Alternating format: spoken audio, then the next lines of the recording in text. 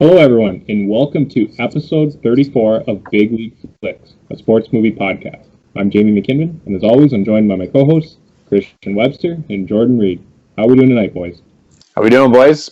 Good to be back. Another episode ready to rock and roll here. Been a bit of a tough week for us here in the, I'll say Great White North, but we're not really Great White, although we did get some Great White this week. We did. But yeah, a bit of a rough go. Still in this whole lockdown. You Americans, you want to send some vaccines anytime soon? That'd be great. Get us out of here and back in the Raj. That'd be fun. Anyways, I'll throw it over to you, JR. Well, I'm happy to be here and see you guys. I want to make one quick note right now. The algorithm in Oakland is hitting in Moneyball right now. Let's call it like it is. Okay, we did Moneyball a couple weeks ago. The algorithm is hitting right now. I was watching it today. I said to my wife, Melissa, I was like, oh, the algorithm is clocking in right now. So what are they at? Like six? They went like on a 12-game tear or something crazy? They're winning right now. I just checked like 4 or 5-1 against Baltimore. I mean, not much to beat Baltimore, but hey. It's a win. A W is a W. So the algorithm's rocking and rolling, everybody. I was going to say, I saw something that went like they lost the first 6 and then they reeled off like 12 in a row. Oh, yeah. Because your job is to get on base. Anyway, great to be here. So this week we are jumping into the old boxing ring. Do we have any big fights coming up? Other than they had that stupid fight with Jake, or was it Jake Paul that just fought? One of the Pauls fought a UFC guy. A wrestler, and they were like saying, well, at least he fought someone tough. I'm like, yeah, but he fought a wrestler, not a striker, not like a boxer. Yeah. You see the interview that he gave? Somebody asked him if he would fight LeBron James, and he said he was like cowering, saying no way, because LeBron 6'9" would thump him. Yeah. I think I don't know if it's like been completely confirmed, but Mayweather supposedly is going to fight his brother Logan Paul in June. Maybe in June. I think Mayweather, do something smarter with your money. Stop spending money. He's going to make a boatload though. What an idiot! Just put some in the bag, man. Oh my God! That being said, you know we're going to watch it. Of course you are. We're going to pay and watch it. Let's just be honest with that. So this week, actually, we are doing a boxing movie. We're doing a newer one. It's probably the newest movie we've done. It is, yeah. You brought up a good point where it's like we need to start doing some movies that are like newer movies. People probably like. There's obviously the old classics, but let's mix a new one in. So Webb actually found this movie for us. And it's a pretty good movie. Like, so this week we're doing a movie called Bleed for This. So let's jump into the trailer. We are going to start the weigh-in. Ash, answer the phone. Hello. Where's he at? Just hold him off. Tell him I'm coming. He's on the bicycle. No, dummy, is wait. What weight's he at? Where you at, Vinny? I'm coming. He's coming. Everybody. Got a little surprise for you. 140 pounds even. Tomorrow night, you're gone. I'm gonna rain on you like a thunderstorm. I feel like I should be on a box of Wheaties doing a Gatorade commercial. Jimmy!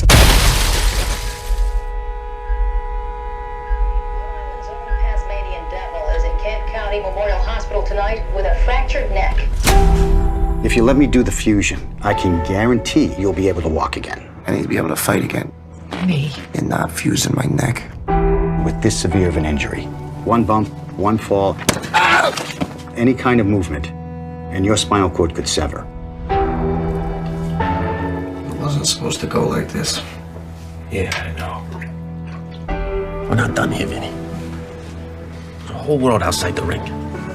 I'm getting pretty sick of people talking about me like I'm dead. Kev, I'm gonna fight again. No, you ain't, Vinny. Vinny, no. I mean, you still know how to give up. No, I know exactly how to give up. You know what scares me, Kev? Is that it's easy. Come on, this is insane. Dreams that get the hat property. This is bad, Angelo. You gotta do something. I can't be part of you getting hurt no more. I'm not done. All right, I got more in me. Now go out there and show me how you do things. Show me how you live. Show me how you fight. Show me who you are.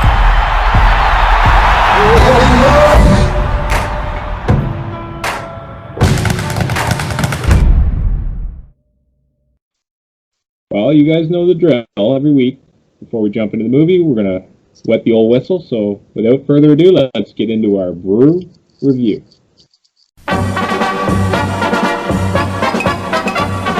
Bier her, oh, recht bald von mir. Hey, Bier. Eis, komm her!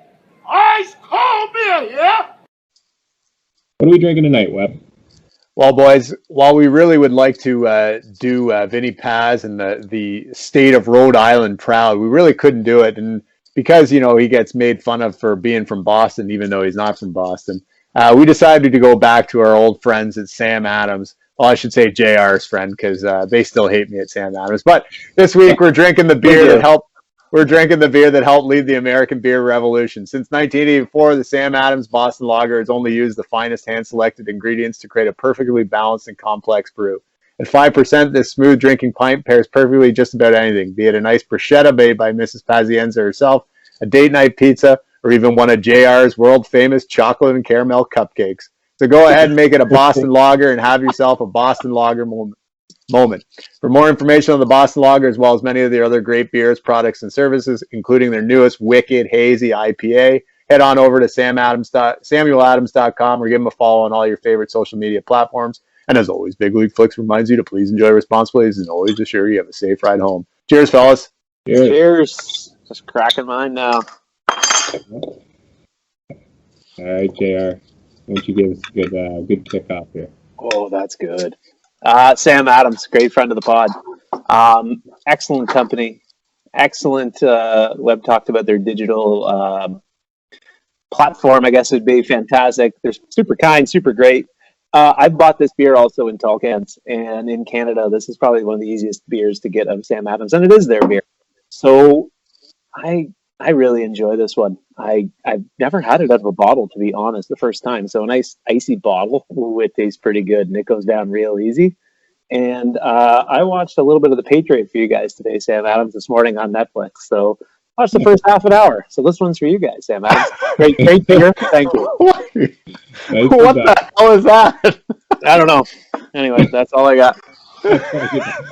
This beer's sentimental to me.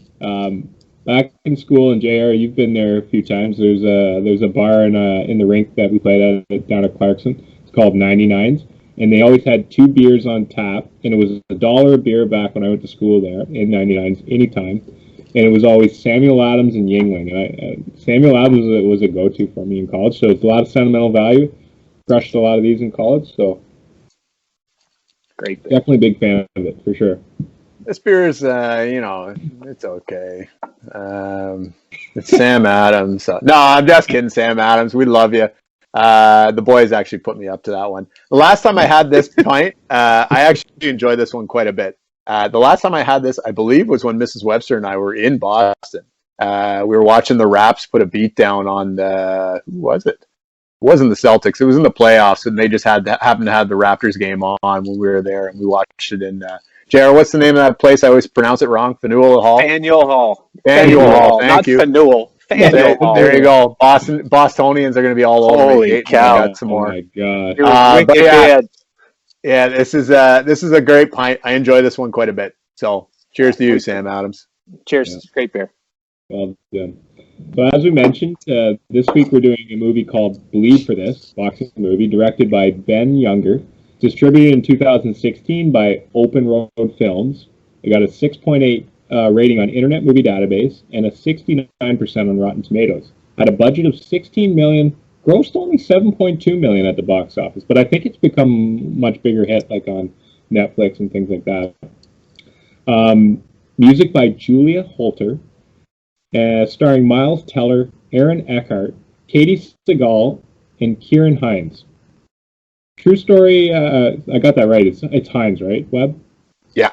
I think I had a typo, Hines, before. Yeah, it's Hines.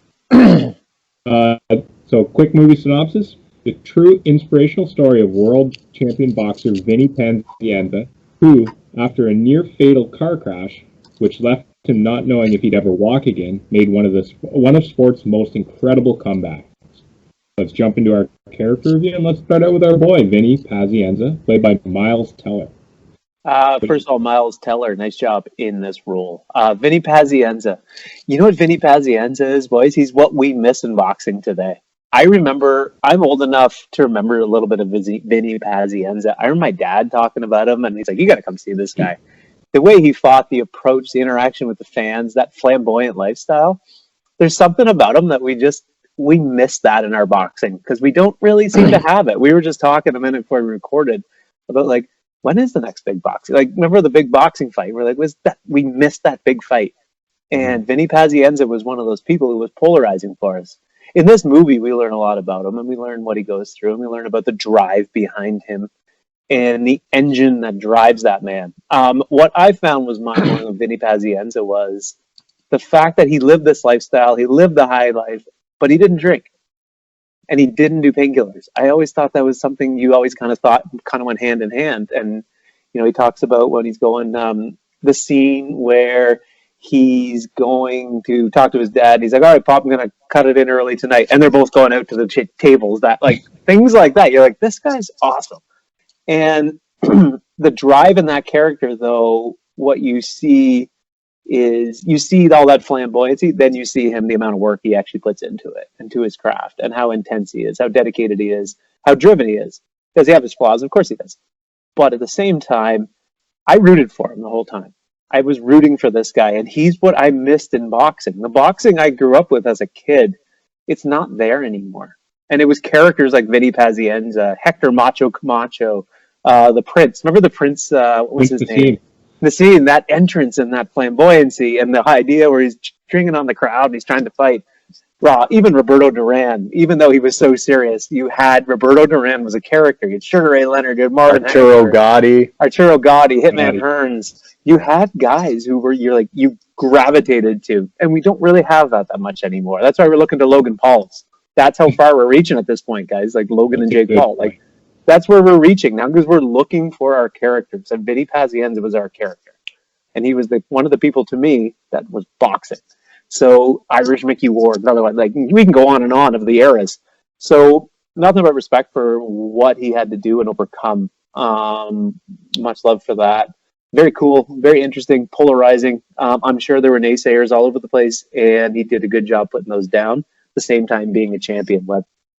Yeah, it's funny. Like all those things you're talking about, the fact that we don't really have those characters. That's in sports in general, right? I feel like now it's the whole idea of the brand, right, and what endorsements you get and how you promote yourself on social media and everything else. That we don't really have the same caricatures that we used to have in sports, right? And the ones that we do have, like the guy that comes to mind for me is like Conor McGregor, right? Who is like a larger than life personality. But he's just an asshole for a lot of people. Like a lot of people have a hard time liking him just because he seems like such a jackass. But that being said, like he is just being him. And like, while we sit there and we like want to tear him down because he's such a he's exactly what we want in a fighter. We want somebody who's going to be a shameless self-promoter and who thinks that they're better than everybody else. Like I have in this particular for Vinny, right? Like he's stubborn as all hell. Right, but you have to be if you're going to be a boxer. If somebody's telling you you can't do it, like you're already losing. So you have to be. I think the line that's fitting the most when we think about this guy and his character and his arc and everything else in this movie, and like I'm sure in his real life, there's a line at the beginning of the movie in that scene that you were just talking about, JR, where he's leaving and going to the tables, right, and he's passing and hiding his old man, and the dealer says to him, you know, shouldn't you be calling it a night, basically, and like you got. And the girl's like, oh, yeah, he's just an animal. And I'm like, he is. He's a fucking animal. Like, he can't be controlled. He's going to do what he's going to do, and he's going to try and do it 125% because that's the only way he knows how, right? Even when he's laid up in the hospital bed, he's, like, trying to move his fucking arms, right? And, like, a fracture, like, his spine is hanging on by, like, a friggin' paper clip at this point. And he's, like, jumping all around like he's listening to some hardcore metal. I don't know, like it's crazy. Good point. Yeah, Good point. he's a friggin' guy that you do want to root for because he's balls to the wall all the time, and you can get behind somebody that's just going to continue to give it to you like that, James. Yeah, no, you guys nailed all of that. The only thing I'm going to mention is I just want to talk quickly about Miles Teller. He's a terrific actor. You mentioned it before we actually started the pod, Web, about how talented he is and how many banger movies he's been on already. Like, he's really knocked out a lot of great movies, Whiplash, and he's actually slated, and I'm so pumped about this movie. I know you guys are too, but the Top Gun sequel, he's slated to play Lieutenant Nick Bradshaw, aka Goose's kid. So I'm really pumped to see that. So you can see him in the trailer in that one. He's got quite the dossier. I made the comparison. I feel like he's going to be like, in 25 years from now, we're going to be talking about him the same way we're talking about Tom Hanks. Yeah, right. Like just really that kind of. I feel like he's got that kind of longevity ahead of him. Yeah, absolutely. Let's jump into Kevin Rooney, played by Aaron Eckhart, another really good actor. Really good job of playing somebody like Kevin. So good at what he does, but just so self-destructible at the same time. I think they have him and Vinny, like their relationship as it goes on is pretty neat. You can see them fighting. They're literally like, he's like a big brother almost to Vinny more than anything. And you can see him. He's like, hey, Kevin, you think you should be drinking right now after he just got his DUI, after you go whatever. You can see them ripping at each other, but there's nothing but love. Yeah. And you can see how they're both basically at the dead end. They're told they're both done. You're over. And they go back into that gym and they start to put the work in together. And they respect each other, but hate each other, but love each other at the same time. And it's literally like I don't have a brother, but it seems like a brother kind of relationship with that, where it's kind of like they fight but love. And that idea how they put the time in the gym, that's the kind of guy, though, in the end, Kevin, you do want in your corner. And Vinny knows it. They all know it. That is the guy who you have. He's the guy, you need to move up weight. He really has his back, but at the same time, he's so self-destructible. Like, you can't, like, Eckhart does a great job, I think, of playing the role. He does an awesome job of acting. But the character, you're just so you just stick it to yourself every time. And, like, don't touch that car, don't touch it. You touch the car. He knew he was going to. So I had him as just very important, great job as his role, and you really wanted to root for him. At the same time, he just kept stepping on himself the whole time. When you're talking about them being like brothers, the perfect scene that like sums it up for me is when they're sitting at the dinner table and they're like giggling back and forth at each other underneath their breath because they know the inside joke that we're fucking training in the basement, even though I'm had this halo on my head and I shouldn't be doing any of this, and they're like dying laughing, and the dad's like, you two, look at you, hate each other one moment, you're laughing. Like, it so reminds me of like my brother and I being kids, right? And like giggling about something that was an inside joke between the two of us that our parents were totally oblivious about, right? So, you nailed it on the head with that one, Jer. I will say, like, this for me, in terms of Aaron Eckhart, this is probably my favorite role he's been in other than Thank You for Smoking. Like, I love Thank You for Smoking. It's one of my favorite movies. I just find it super smart.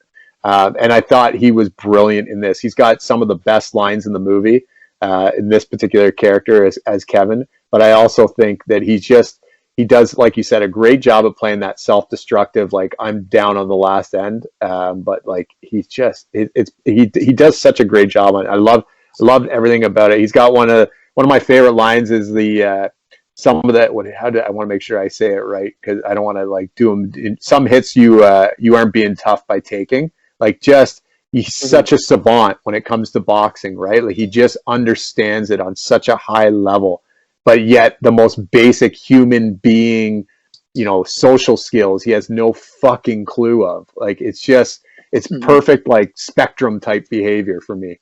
And it's hilarious at the same time, James. It's funny that you mentioned that too, Webb. And I'm letting the dog out of the, or whatever they're saying is cat out of the bag. Sorry, dog out of the bag. What an idiot.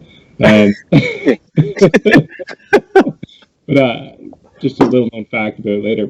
Freddie Roach was one of the consultants on this movie, and I can see a lot of Freddie Roach in this character. Even though I know he's Aaron Eckhart's playing Kevin Rooney, I think I see a lot of Freddie Roach's influence in how Eckhart portrays his character, and it goes exactly to what you just said. Like Freddie Roach is a savant when it comes to boxing, but from a social aspect, he's just like you know what I mean. Like he is not a social butterfly. He wants to be in his gym. He's training guys, and that's his life. That's what he. Do you know what the one thing I really appreciate about his particular character?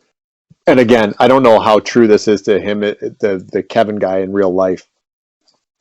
He never tries to put himself like in the spotlight, right? It's always about Vinny. It's always about his fighters. It's never about him. When you look at whatever the other guy's name is that we're going to talk about here in a minute, like when he's getting interviewed from HBO on the way out or whatever, and even Freddie Roach to some extent, right? Like he's not one to shy away from being in front of a camera any opportunity he gets, and like rightfully so. He's had a lot of success, whatever. But you know, I just don't see that Kevin is like the closest thing to me I've seen on screen to a Mickey, right? Yeah. Where it's like he's kind of behind the scenes but he's just such a savant, knows how to get his guy geared up to where he needs to be.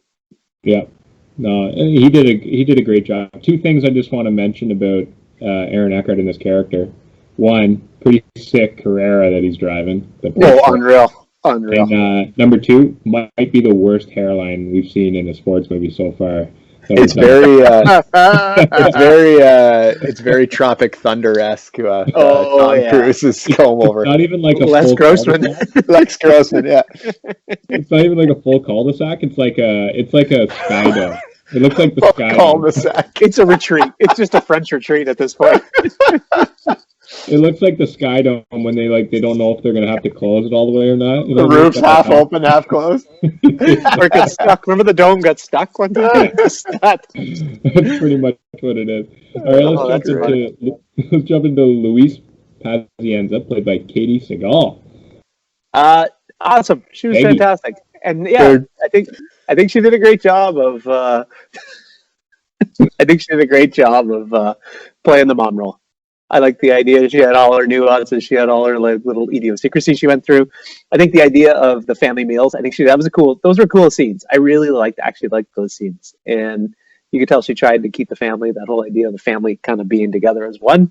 Even though you're a superstar championship fighter, you're going to sit at this little table and have a big meal with everybody. I really actually like that. I thought her during the fights. I as a parent, that would be awfully hard to have your child in there, and I think that was pretty real and pretty cool how she did that. And I mean, whatever she had to do, I think that was very believable. So I thought she played a very believable mom-based character in this movie.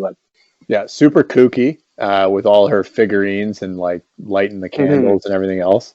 But yeah, I mean, I would imagine, obviously I'm not, but like if you were a mother of a professional fighter, it would be pretty nerve-wracking. Oh, yeah. Right, to have to sit there and kind of go through that and the constant pressure and feeling like, Jesus Christ, my kid's going to get hurt at any moment, right? Just as a parent in general, you're worrying about that, and then you amplify it by the fact that this person's willingly going in there and knowing that they're going to get their face punched in.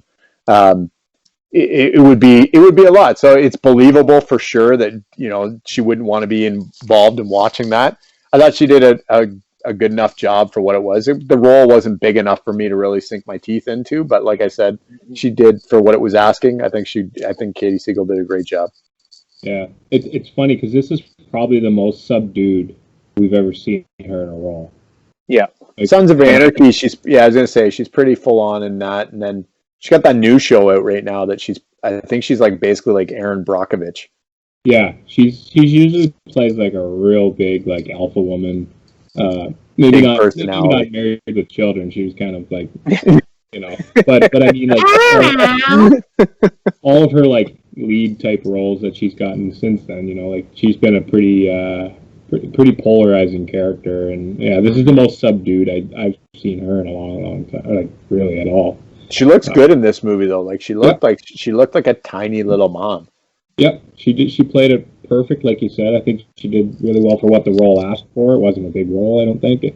But she portrayed that, and you guys already mentioned it really, but like the New England Catholic mom that's got a kid that boxes who literally just leads with his face.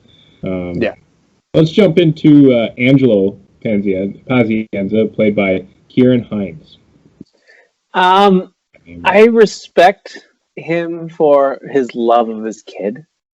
I think he was also important. I think, Hines did a great job playing the role.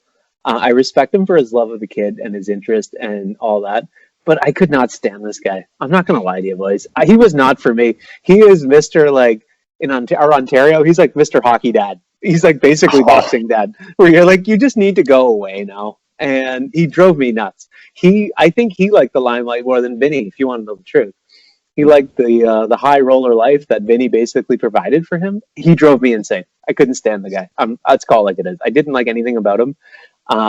When he tells Kevin, get out of my house, you're like, yeah, okay, fair enough. He stood up a little bit at that point, but I didn't like him at all, Webb. I wanted nothing to do with him. I thought he was just one of those dads looking for the attention, and he reminds me of one of those dads who's more interested in being your friend than being your father. Yeah, at the beginning, especially, you hate his guts, right? Because he just seems like such a user, right? Like he's like, my kid's making me, what little success I have, and he's not. My kid's making his way in the world, and I'm riding his coattails, kind of thing. With his sweet office, up above the gym there. But I mean, I don't know, and again, I don't know enough about Pazienza and his actual dad and all these the real life people that these are based off. I don't know enough about the history, but I would think when your kid goes through a near death experience like the car accident, it's got to change you in some way. So at points, I found myself having a hard time believing that he would actually care as deeply as he did, because he just didn't seem like that at the beginning of the movie. Do you know what I mean? Because he seemed like such a loser and a degenerate. But at the same time, I got there thinking okay, maybe this is, and so maybe, sorry, and I finished that. So maybe they were kind of writing this in as a tribute to the actor, because Kieran is such a great actor, right? And we've seen him. We talked off before the pod about all the great stuff he's been in, and so they maybe didn't want to throw him totally under the bus by sinking him and sandbagging him this bad with this role, but part of me thinks that stuff's got to change in some way. So maybe there is some kind of redeeming quality about him in wanting to, actually finally be a parent instead of his friend, as you were saying, JR.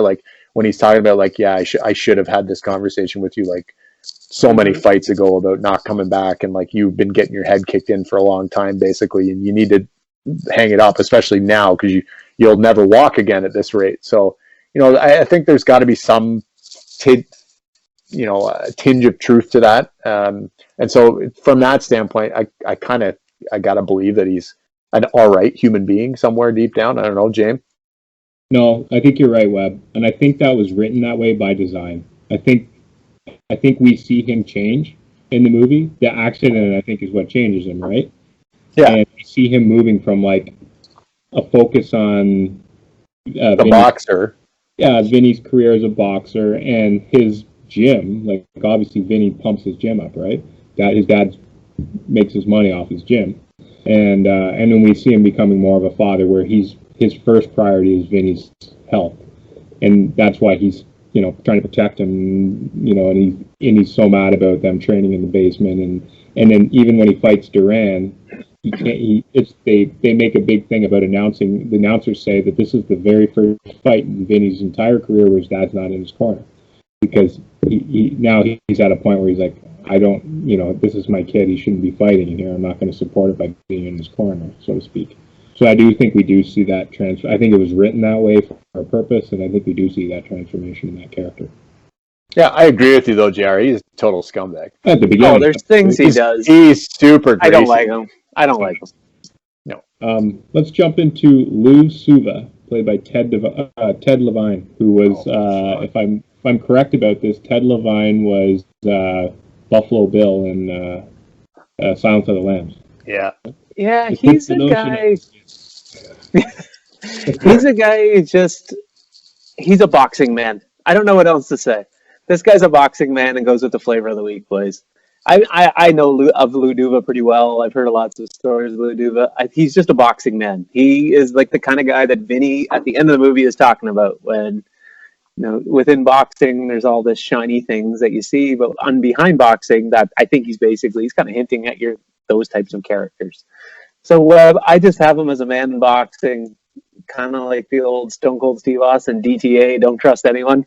I'm going to go a little bit with that. And he's in it for him. And that's just the way it is, Webb. Yep. Those two guys, Lou and whatever the other fucking dark-haired Muppet guy's name is. What is wrong with that guy? That guy's got the worst haircut. Him and Biggio, they go to the same barber there. Apparently, they like seriously, his hair is awful, just terrible. Anyways, they I don't know. I don't have anything nice to say about this guy. He's everything that's wrong with sports, right? He's just a total user and abuser. He has his place in that there's the business aspect of it, and he's always trying to look for an angle. So yeah, I guess you kind of need those people that keep the entertainment factor going, I guess, maybe. But there's nothing about this guy that you like. He sandbags Vinny right off the start by basically telling the world that his career's over, right? So he's out for number one. He doesn't give a shit about anybody else. So I can't stand him either, JR. I'm with you on that one. Yeah, he's a typical promoter. It's funny too, because like when they talk about sandbagging him after he fights Mayweather, he went on to fight a ton of other fights. He fought Durant twice, beat him twice, and he fought Roy Jones Jr. Like he fought some big dogs in the sport after his accident. Even like a lot of those fights came after his accident. So yeah, I know I got off topic there, but yeah, he's just a classic scumbag promoter. Are there any other notable characters that jump out for you guys? Other than like Lou Duva, is that his son? The guy with the weird hair? I don't know. That guy is a scumbag. I want to say they're brothers. Fair enough, whatever he is. The one thing I want to add about Paz, and I forgot to mention it, is if you look at his history, and you got to give him a lot of credit, he is an absolute fighter. How many fights he had? In a year, he would have 3 to 4 fights. You're like, that is a fighter. You're constantly in a camp. He's in a camp. Constantly in a camp. From like 93 to 97, that guy fought a ton. If you look at 94, and then there's like a December 94, and then like 95 or 93. There's a lot of fights in a row. So sorry, I wanted to add that in. If you look at it, you got to tip your cap and say that guy's a fighter. And that Gilbert Delay that he fought, the guy that he kind of had his comeback fight after Roger Mayweather, that guy was no joke. That guy was legit. I remember him briefly too. Like I think he held the title for a couple of fights, and then he lost to Vinny. But that guy could throw him. He was super tough. He was a French guy, if I remember correctly. But I remember that name from the early '90s. So yeah, the only other character I had was the Duva guy, the other Duva or whoever it is with him. That guy was hilarious. Duva. I'm gonna go with the brother-in-law and his elephant figurines. That guy was a beauty. And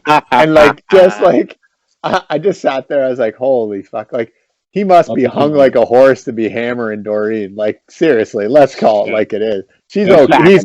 He's kicking way past the coverage. AJR way past the coverage. Past the coverage on that one. He must be hung like an elephant. We got to use an appropriate saying. He's punching above his weight class. There you go. Absolutely. All right, let's jump into some quotes. What are some quotes that stuck out for you guys? Quotes I had. The Kevin one, "Don't touch the car." I thought that was pretty funny when he met him that morning. That whole scene when he first shows up with "Don't touch the car," and then when Kevin shows up, he's like, "You're drunk. I'm hungover." Big difference. Or like he's talking about the hangover versus like drunk. Booze? No, I smell like Providence. Yeah. That's what I had. I was going to say, one of mine. You smell like liquor. Yeah. And you smell like Rhode Island. Rhode Island. Sorry. Yeah. Rhode Island.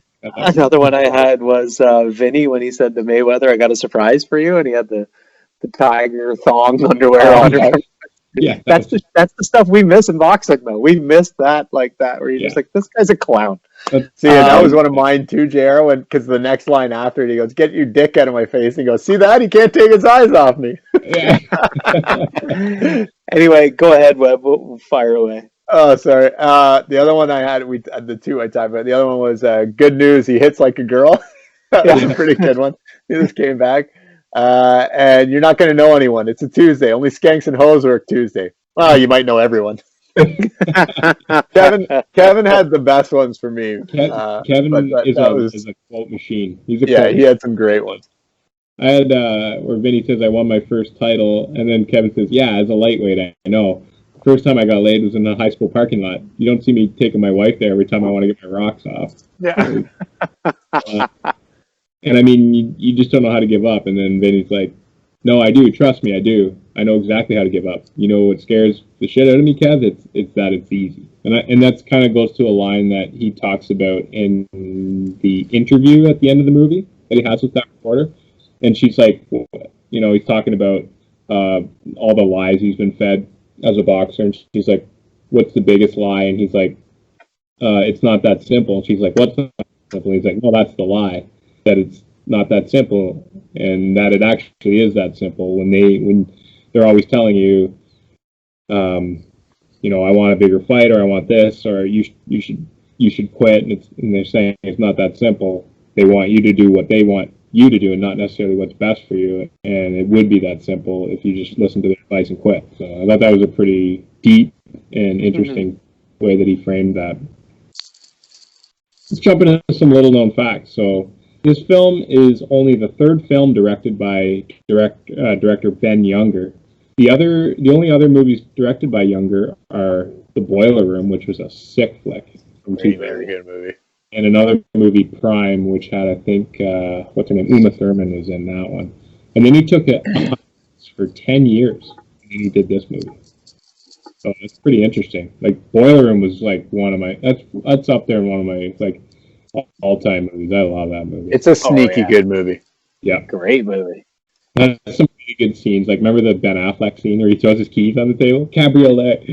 I drive a Ferrari 355 Cabriolet. What's up? Just a great movie with a lot of great actors at the time, like Giovanni Ribisi, Affleck, had a young Vin Diesel. Like, it was some really good characters in that movie. So in an interview with Town and Country magazine by Adam Wraith, Ben Younger intimated that he had taken a 10-year break from the movie business and then decided to get back into it.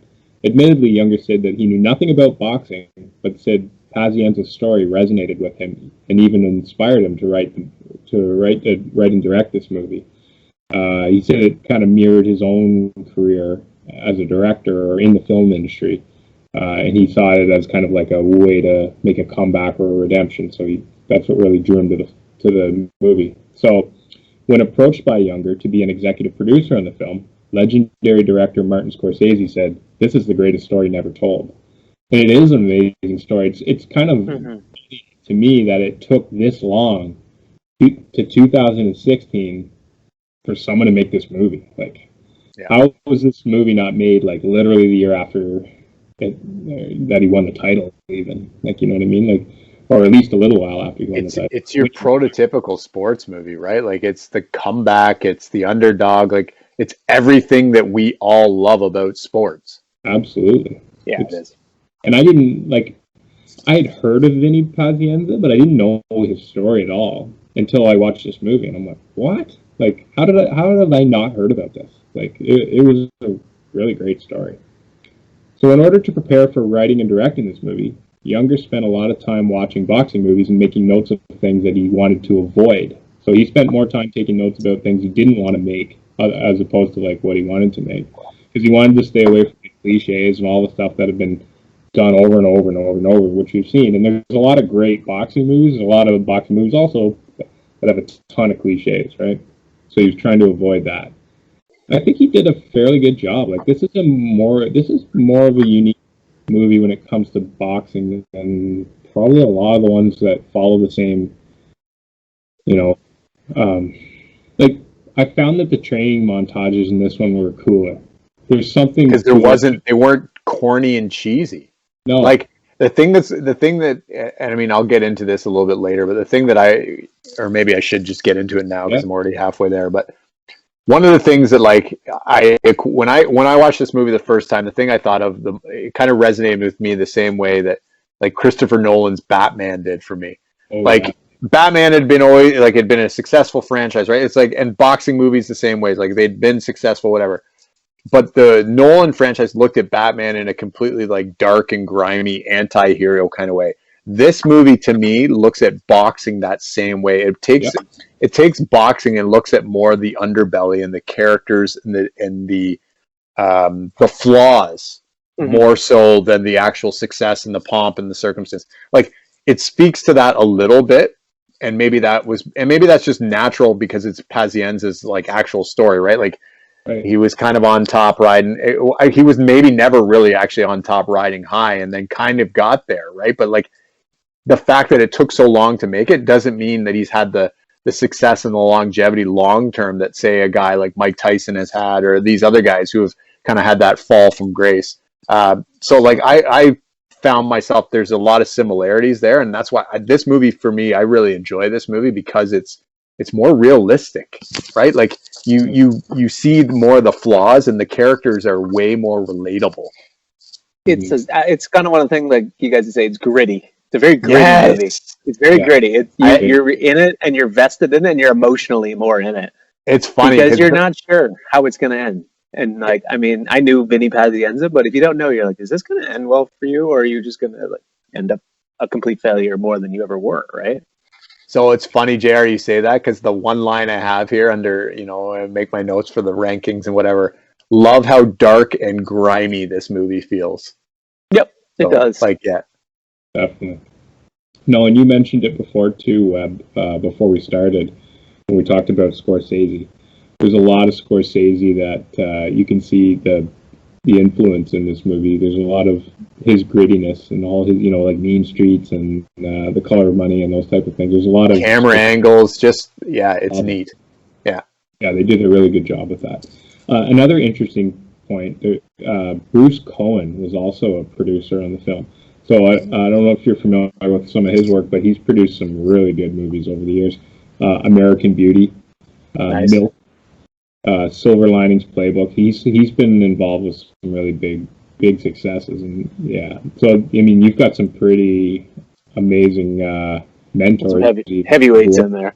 Yeah, from a producing standpoint, and Ben Younger did a great job directing, in my opinion. Like, it's pretty good. So Miles Teller himself was in a near-fatal car crash just 1 year before his friend died in a car crash. So he's already got a lot of kind of history with, horrific crashes and things like that. He now wears a green bracelet that reads "Buckle Up for Bo" in honor of his friend that passed away. The bracelet can be seen in most of his films, except for when it doesn't fit his character. I didn't take a look to see if it was in this movie, but I'm sure maybe it was, especially because they were doing a movie about car crash. Athlete that has a car crash. So I wonder too, like we talked about how well Teller did in this movie in the role. I wonder if he used a lot of the emotions and stuff from his real life experiences to bring into the character. I wonder if that was something that was part of his method. A lot of times. I bet. Yeah.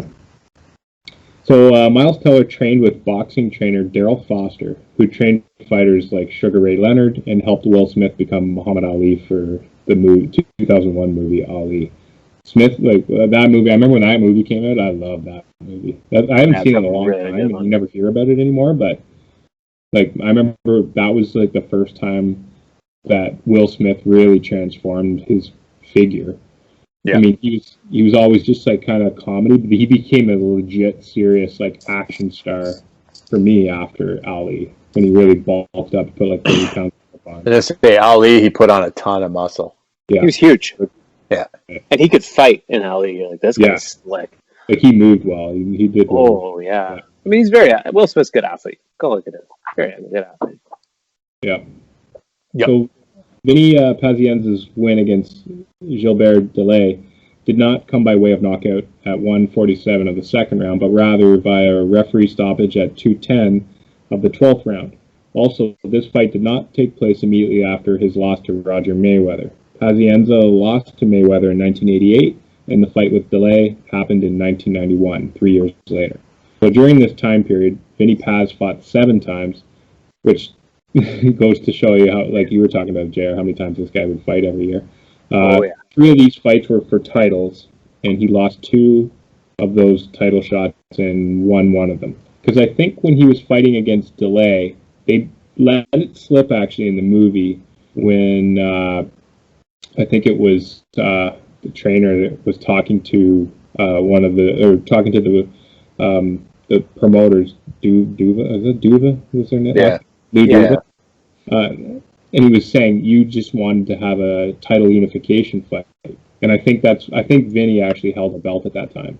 So when he fought Delay, so so there's a little bit of inaccuracy there, but I know they were trying to build up.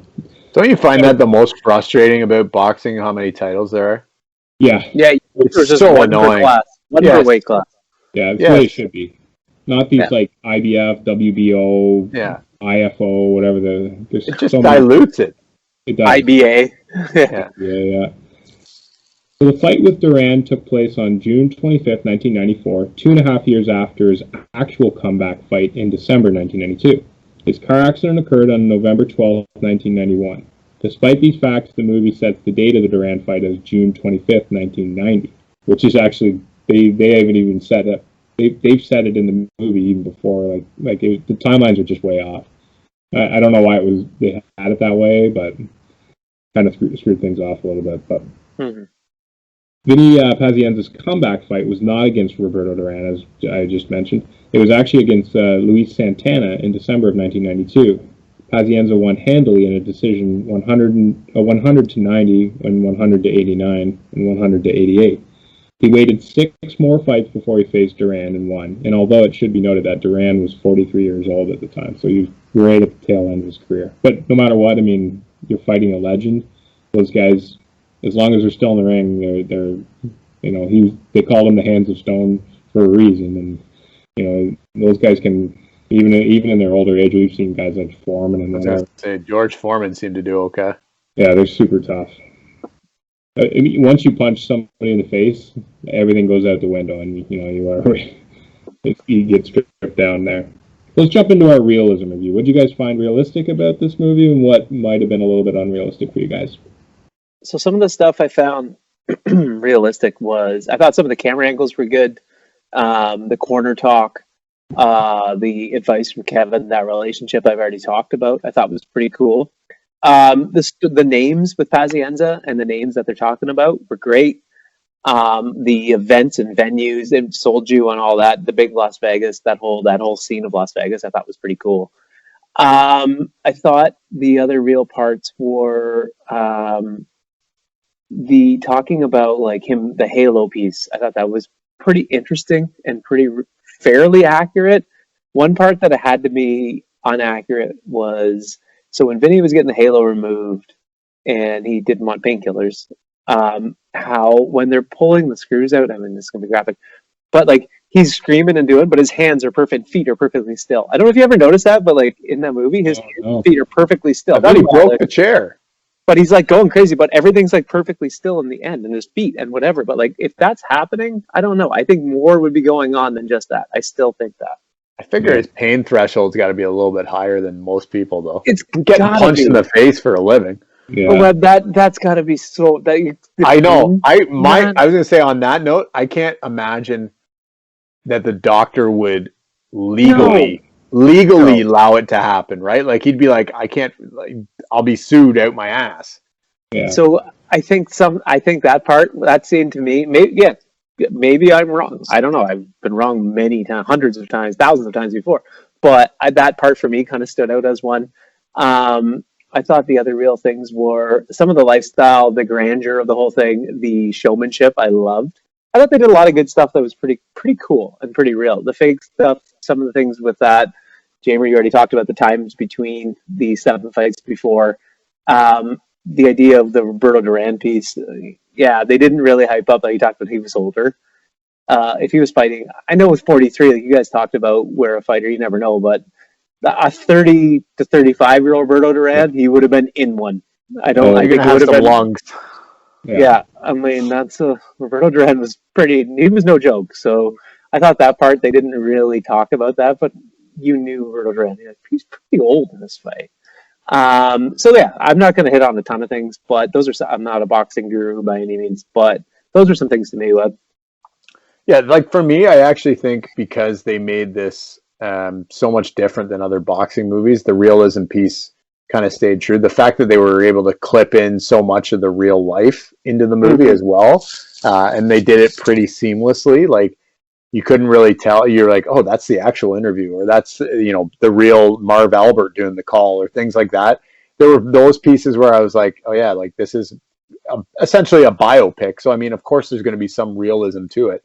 I thought they did a really good job. I mean, other than the stuff that Jamer, you kind of came up with in your research there, I didn't know any of that stuff. So I thought they did a pretty bang up job for the realism. I like the fact that, like, the training didn't seem like over the top. Like, it's not like Rocky taking a 7-foot pine tree and strapping it across his shoulders and lugging up a mountain with it, and then doing some, crazy deadlift squat combination into a, and running the KGB. Yeah. And then running from the KGB. And you know what I mean? It was just, it just seemed way more realistic. And like I said, the thing that I like about this movie, and ones that my favorite, I guess, sports movies typically are more about the character themselves and the sport, right?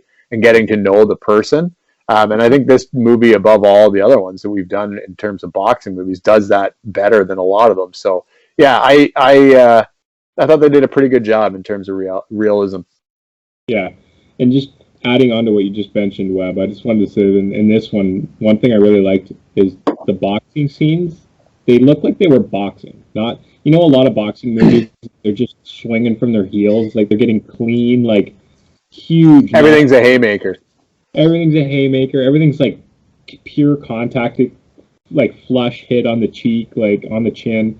And they'll take like 250 power punches in a fight and somehow still be like, that's what I liked about this movie. It's like, oh, like, no, they're actually boxing, and it looks like an actual boxing match, and they're not like some of the punches are grazing off the shoulder, or some of the, you know what I mean? Like, it looked more realistic like that than a lot of typical movies are. Like, even the injuries and the way the Cutman dealt with the injuries, right? Like, you think of like Balboa or any of those Rocky movies. Like, his face always looks like chewed hamburger when the time it's done. Like, what was pretty cool, I got to give them credit for too, was the last scene when Vinny's having the interview. The scars look legit on his face. They weren't like over the top, but you could tell, like, this guy's been in a lot of fights, and the way his nose was, things like that too. Yeah. And the scars like on his upper cheek line, jaw lines and things. I'm like, oh, that's real. They did a good job with that for sure. One thing I did want to make a note of as an unrealistic thing with regards to the stuff is when he comes back to the corner after round one. And actually a couple of the fights, like the delay fight and the Duran fight, where he gets popped, he's already got bruising. Like, you don't get bruising that quickly. Like, bruising takes a while to set in. Like, you're going to be red. You're going to have like red spots, but you're not going to be like blue. Like, that doesn't happen that quickly. So I thought that was a little bit unrealistic. But and the other thing I wanted to mention was like the actors who they had to play Roger Mayweather, Gilbert Delay, and Roberto Duran. They did a great job because those guys looked a lot like those fighters did at that time. And then just another thing, just a quick mention to Roger Mayweather. I love how he's in this movie, and how they hype him up and how they show like how good he was in his career, because it always, in that family, he always gets undershadowed about how really good he was when he was his boxing career. Like, I think he at least held one title. I think he might have had a couple of titles at a couple different weight classes, but he was a really accomplished fighter. And he was a quiet guy that you didn't hear as much about him as you did Floyd Jr. and even Floyd Sr. So I thought that was a nice tribute to him. And he passed away, a couple years ago now, I think it is. So, yeah, maybe 2, 3. Yeah.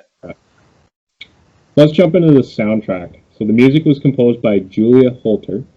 She was Holter is a 36-year-old American singer-songwriter, record producer, and composer. This was only her second time composing music for a film. The previous film was like a made-for-basically TV movie called Own Worst Enemy. She was really young when she did this. She was only like 31. What did you think of the soundtrack? All good. Yeah, I like that era. I like the time frame.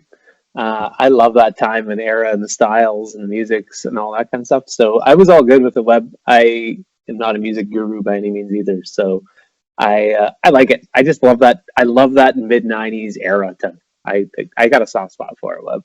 Perfect placement of the stroke.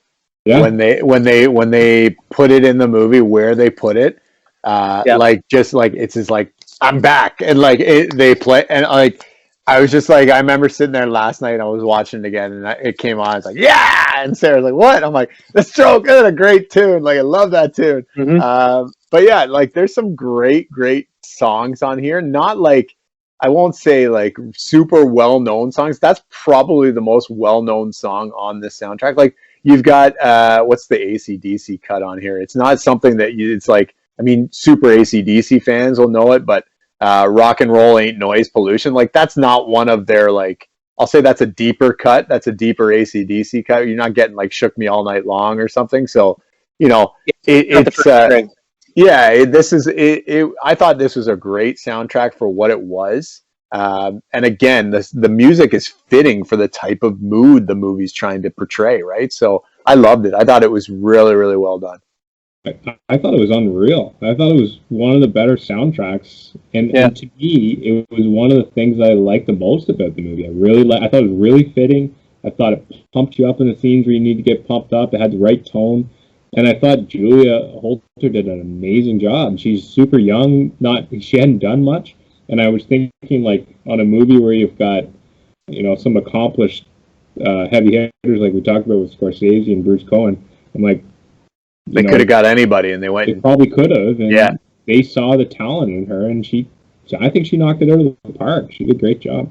I mean, it's always nice too when we get to do a movie where there's actual, like, I'll say, popular music involved in it, right? Where we can talk about it. So, good job. Yeah. Let's jump into our wrap-up. Where does this movie rank among all-time boxing movies, and where do you have it among all-time sports movies? Boxing, for me, I really enjoyed it. I thought it was very cool. I like the Pazienza story. My dad taught me about this in the 90s, so I have a huge soft spot for Vinny Pazienza, or Vinny Paz, as he goes by now. I think he's pretty cool, charismatic, and I really miss this boxing. So I'm going to put it in the top 10 of boxing for me. I really enjoy it. Overall, I'd say it's a top 40 for me. I really enjoyed it. I loved the story of it. I like the New England piece. I love the Las Vegas scenes. I love the fighting. I love the training. I love the dialogue between Kevin and Vinny. I like the family aspect of it, the actors, the actresses, the soundtracks. It's a movie that I can watch. I can watch multiple times. And on Netflix, I can throw that back on. I'll watch it again anytime. I enjoyed it. I loved, like I said, I love the Italian. I love the family sitting down while having dinner. For some reason, that I had a soft spot for that, and I loved how no matter how famous you are, you still go back to your family piece. Very good movie, guys. So Good Will Hunting is my typical go-to hangover movie when I'm like super hungover and I have the booze blues on the couch. This may like supersede Good Will Hunting some days. I really enjoy this movie. I like when I found it on Netflix. Because we were just cruising. I was cruising around looking for something to watch one day, and I saw this, and I was like, "What the hell? I've never even heard of this movie." So I flipped it on. I remember texting you guys like almost instantly saying, "We got to do this movie. Like it's freaking awesome." And watching it again last night, and this is like a couple months later, I still really, really enjoyed it. I've only seen it the 2 times. I feel like this is one I could come back to pretty regularly. Boxing all time, I don't know where I would put it. Like Jamer, I'm using your list as reference. I'd say it's probably going to go in the top I'm going to say anywhere between 5 and 10, roughly, probably around the 8 spot, just off the top. Like there's a couple movies that I'm looking at your list. I'm like, I would put it ahead of that one, but I don't know if I could put your top 5 and my top 5 are pretty consistent. So I'm going to go, I'll say just for, sake of argument, I'll go 8. I'll put it all-time boxing. In terms of all-time movies, yeah, it's definitely in my top 50 now. If I were to revise my list, I would say it's probably it might be closer to the 40 spot too, Jared. Like I like it a lot. And I thought the actors, while there's no big name superstar, like, oh my God, I got to watch it. There's no Denzel or there's no, somebody that we've covered in a bunch of other movies. The cast is really, really well put together. And the people that they did put in the roles did a great job. So yeah, I'd rank it probably in my top anywhere between 35 and 50. Yeah, no, I agree with you guys. When I made my list, I hadn't watched this movie yet, so thinking back on it, I probably have it somewhere around 8 or 9 as well on my, because boxing, it might be one of my favorite genres of sports movies. There's a lot of boxing movies too. Yeah. There's a lot. Definitely. I mean, Yeah, it's easy. It's an easy thing to write a movie on when you think about it. Yeah. I mean, there's so many stories that like it just fits the those courageous stories. It's a modern day Gladiator. Like it is what it is. So I probably got it right around there. It's probably somewhere between 40 and 50 all time. It's a great movie. I echo the exact same things you guys say. So this week's draft, fitting along the lines of the movie that we just did, we are doing a draft of the greatest injury comeback stories in sports history. So, greatest injury comeback stories in sports history. I think I have the first pick this week. I believe you do. I think it's you, then JR, then me. Does that sound right, JR? Mm-hmm. All right. I'm going to have to go. This is a pretty obvious one. I'm sure you guys probably have this one at the top of your list as well.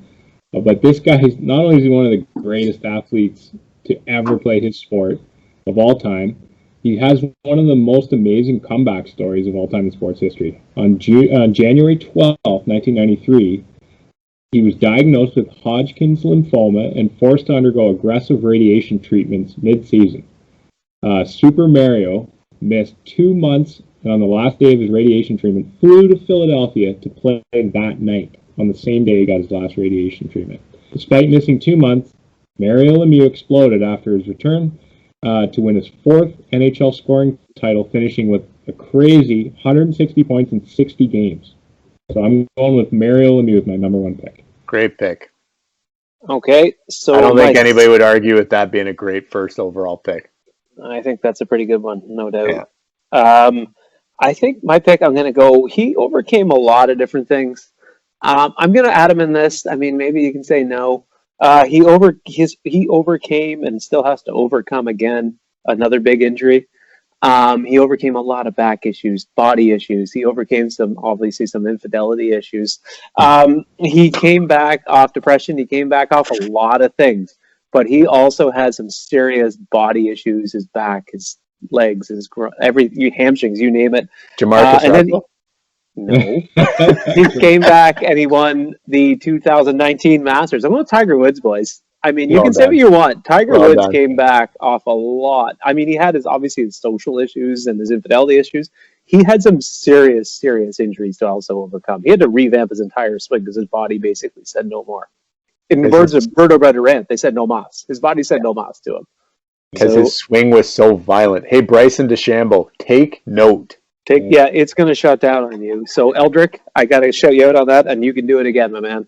Yeah, for sure. Good luck. Great pick. Great pick, JR. He was on my list, too. Not my number one. My number one, I'm going to go with the recently retired former San Francisco 49er, most recently of the Washington football team, came back and had I feel so bad for this guy, and JR and I have had this conversation many a times about my feelings towards this guy, and just loved him and just felt like he never ever got a fair shake. But I got to go with my boy, Alex Smith. Congratulations to you on your retirement. 49ers for sure could have used you. Too bad Cap didn't work out, but could have used you. We love you, and congrats on your retirement. So that's my number one. Number two, I got to go. Oh, geez. Okay, you guys got that one. You got that one. All right, number two, I think I got to go, and I think this counts. I got to go with probably, next to Michael Jordan, he might be the most well-known basketball player of all time. Well, I can't say all time. Well, yeah, I probably can. For sure, probably when you think of point guards, probably the greatest point guard of all time. I remember watching the All-Star game when he came back and how the players embraced him after getting the AIDS and HIV diagnosis. I'm going to go with my boy Magic Irving Johnson with my second pick for sure. Great pick. Yeah. Good for you. All right. So my next pick is I have one that might be a little bit off the board, but it's an unbelievable story. I was actually researching it today. So she was a surfer who lost her arm because she got bit by a shark while she was surfing. Her name was Bethany Hamilton. She had her arm bit off by a tiger shark, and those things are nasty. Yeah. So, cut a long story, it literally bit off her arm. She came back at 17 to win a national title as a surfer. So I'm going to go, and 2 months later, she was surfing again. That is unbelievable. So I'm going with Bethany Hamilton, the surfer. Great pick. And I think they did a movie about that, didn't they? Isn't it like Blue Crush? Is that it? Or is that something else? That's something else. I'm not sure. They did a movie, I forget what it was called, but I think, who's Ryan Reynolds' wife? Blake Lively? Yeah, I think she plays the lead in it. Oh, cool. Yeah, pretty cool. Good picks, boys. Okay, so I'm going to go with this guy. He used to be a very good all-star level pitcher until he damaged his arm so badly that all medical experts said his career was over.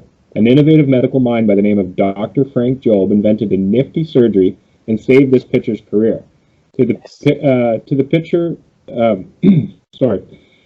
pitcher for allowing him to be his guinea pig, Dr. Jobe actually named this now famous surgery after him. So I'm picking Tommy John, which an interesting thing about Tommy John was he was 32 years old when he got this surgery. A lot of guys are kind of like almost at the end of their career anyway at that point.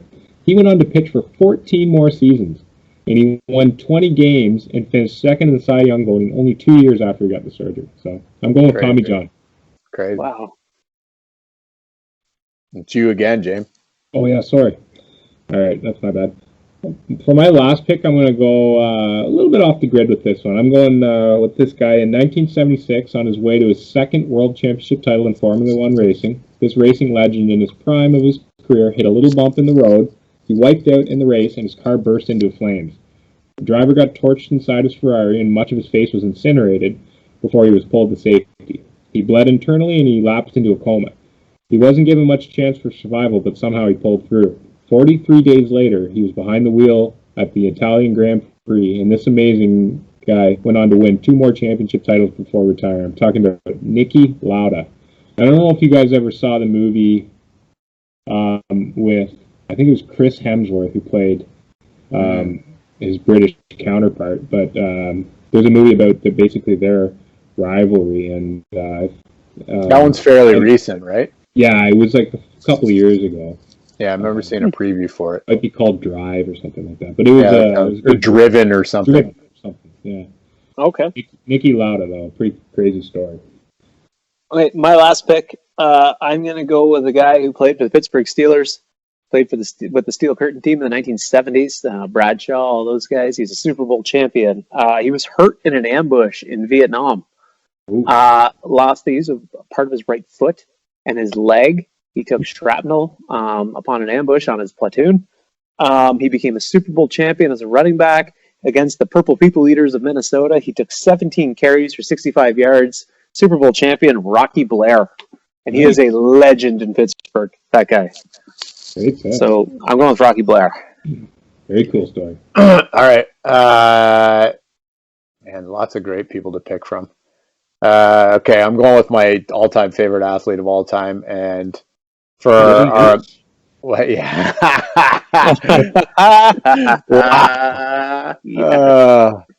He's going to need a bigger comeback. Let's put it that way.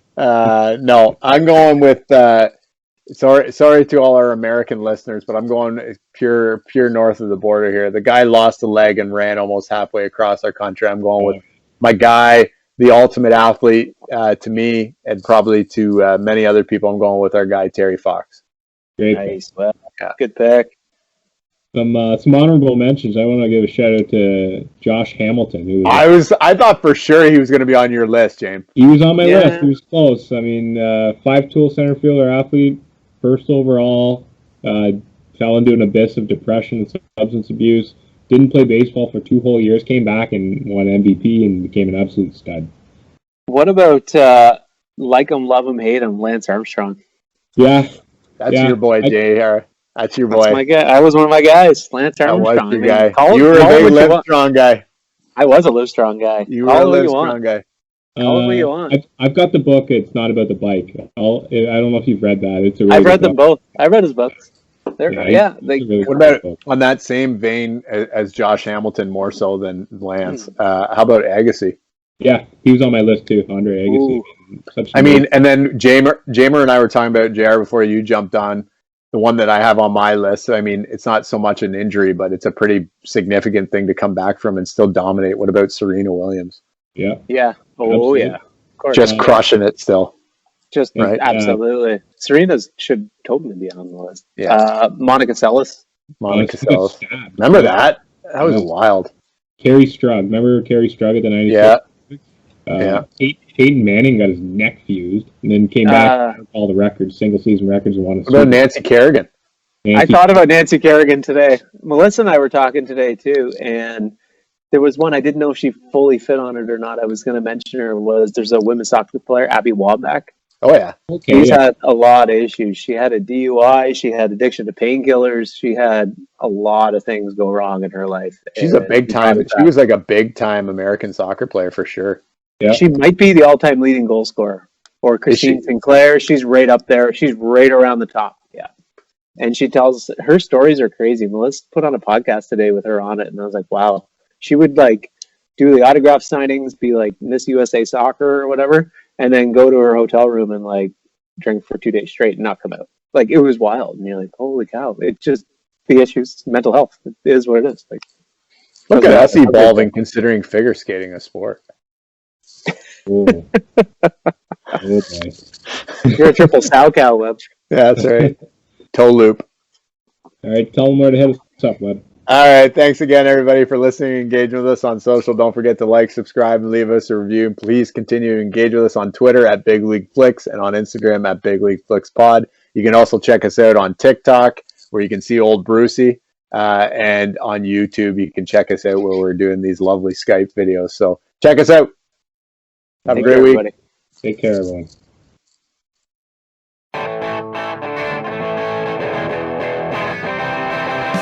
Big League Flicks, Jordan, Christian, and Jammer talking movies about sports and the glitz and the glamour. Got a cold beer pairing for the leading lady staring. Fun facts and trivia and man rocket comparing. Soundtracks and music, they'll rate all these things. Was it real or did they lose us as the fat lady sings? Talking junk, have a giggle, comedy, drama, romance. Did the film deliver 6 to noon in my pants? With their big bag of tricks, these podcast critics, Jordan, Christian, and Jammer with Big League Flicks. Jordan, Christian, and Jammer with Big League Flicks. Jordan, Christian, and Jammer.